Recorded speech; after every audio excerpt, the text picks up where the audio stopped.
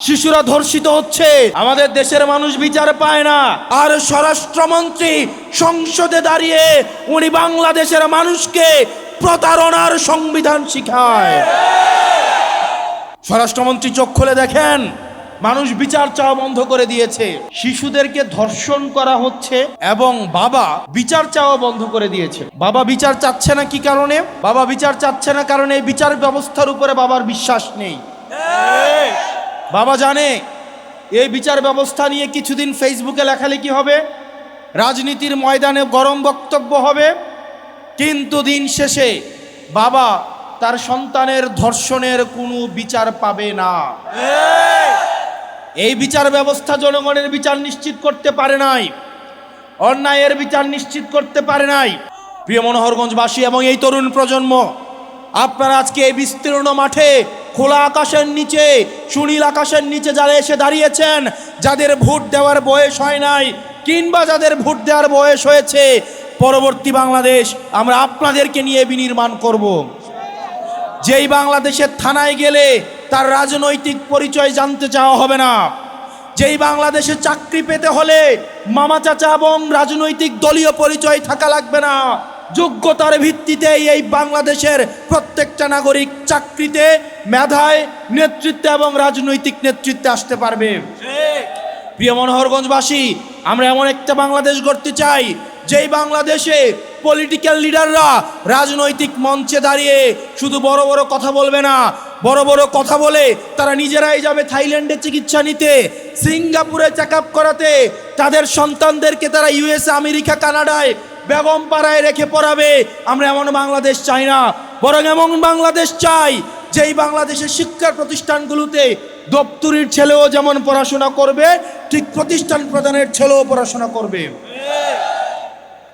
এই বাংলাদেশ যদি আমরা বিনির্মাণ করতে চাই, তাহলে সেক্ষেত্রে মত পার্থক্যের ঊর্ধ্বে উঠে, বিভাজনের ঊর্ধ্বে উঠে আমাদেরকে ঐক্যবদ্ধভাবে এই বাংলাদেশ বিনির্মাণের দিকে যেতে হবে। প্রত্যেকটা নাগরিকের মর্যাদা আমাদেরকে প্রতিষ্ঠিত করতে হবে।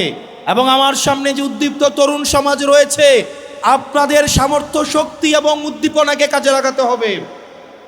আমরা অতীতের রাজনীতিতে দেখেছি তরুণদেরকে লাঠিয়াল বাহিনী হিসাবে ব্যবহার করা হয়।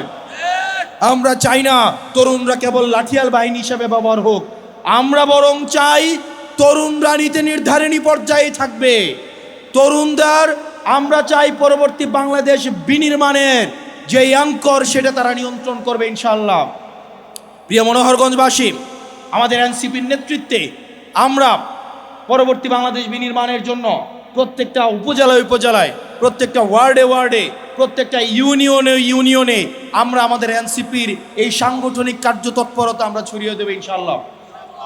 এবং আপনারা নিশ্চিত করবেন, আমার যে মা বোনেরা জুলাইয়ের রাস্তায় নেমে এসেছিল, আমরা দেখেছি ভোটের মাঠে নারীদের কদর অনেক বেড়ে যায়।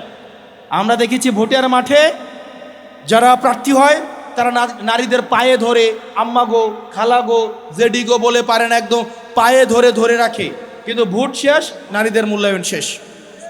আমরা এমন বাংলাদেশ চাই না যে বাংলাদেশে ভোটের আগে নেতা এরই খেতে আলি লাগাইতে নেমে যায়, যায় না, যায় না, আর নেতার পরে, ভোটের পরে আর নেতার খোঁজ পাওয়া যায় না।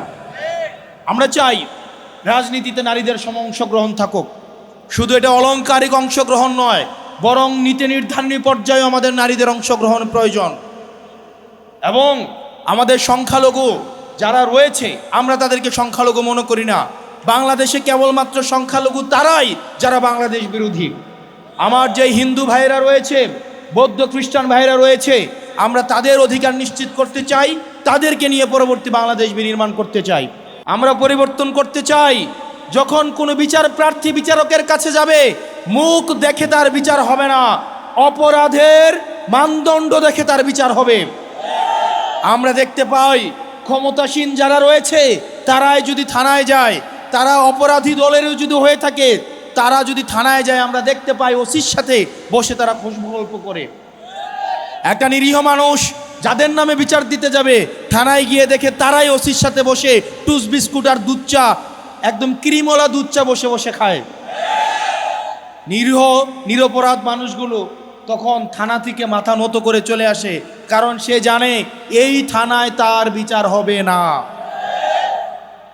প্রিয় তরুণ প্রজন্ম, আপনারা দেখবেন অনলাইন জুয়া আপনাদের জন্য সহজলভ্য করে ফেলা হয়েছে।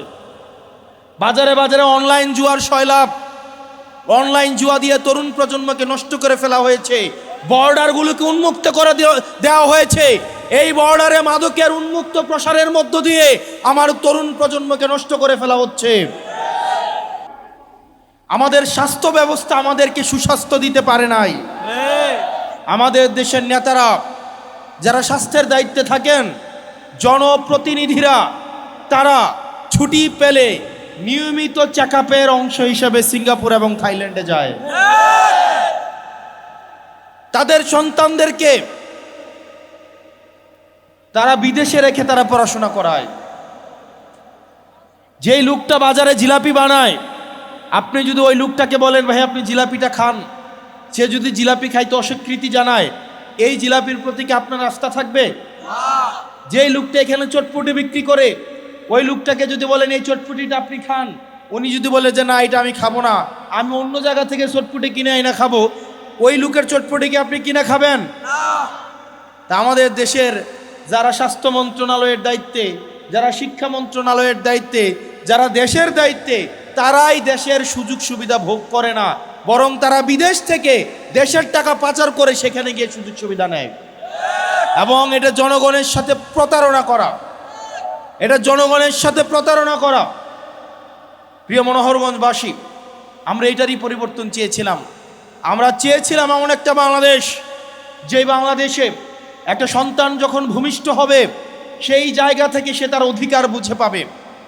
আমাদের দেশের চিকিৎসা ব্যবস্থা, আপনি আমাদের দেশের চিকিৎসা সরকারি হসপিটালগুলোতে যান, আপনি দেখবেন ফিলিস্তিন ক্যাম্পের থেকে বাজে অবস্থায় সরকারি চিকিৎসাগুলোর। আপনি প্রতিষ্ঠানগুলোতে যান, শিক্ষা প্রতিষ্ঠানগুলোতে যান, সেখানে দেখবেন সেই স্কুলের প্রধান শিক্ষকের ছেলেকে ওই স্কুলে পড়ায় না, সেই এলাকার ইউনুর ছেলেকে স্কুলে পড়ায় না, ডিসির ছেলেকে ঢাকা রেখে পড়াশোনা করায়, আমলাদের ছেলে মেয়েদেরকে বিদেশে রেখে পড়াশোনা করায়। আমাদের দেশের আমলারা বললে মাইন্ড করবে, আপনারা খোঁজ খবর নিয়ে দেখেন, আমলাদের সন্তানরে ওনারা দেশে রাখেন না, ওনারা বিদেশে রেখে পড়াশোনা করায়। অর্থাৎ ওনারা এমন একটা সার্ভিস আমাদেরকে দেন যেই সার্ভিসটা ওনারা নিজেরাই গ্রহণ করেন নাই, যেই সার্ভিসের উপর ওনাদের নিজেদেরই আস্থা নাই। তাহলে যেই সার্ভিসের উপর আমার নিজেরই আস্থা নাই, আমি নিজেই গ্রহণ করি না, এই সার্ভিসটা যখন আমি জনগণকেই দিচ্ছি, তার মানে এই সার্ভিসের মধ্যে অবশ্যই কোনো না কোনো প্রতারণা রয়েছে। প্রিয় মনোহরগঞ্জবাসী, আমরা এই সিস্টেমগুলোকেই পরিবর্তন করতে চাই।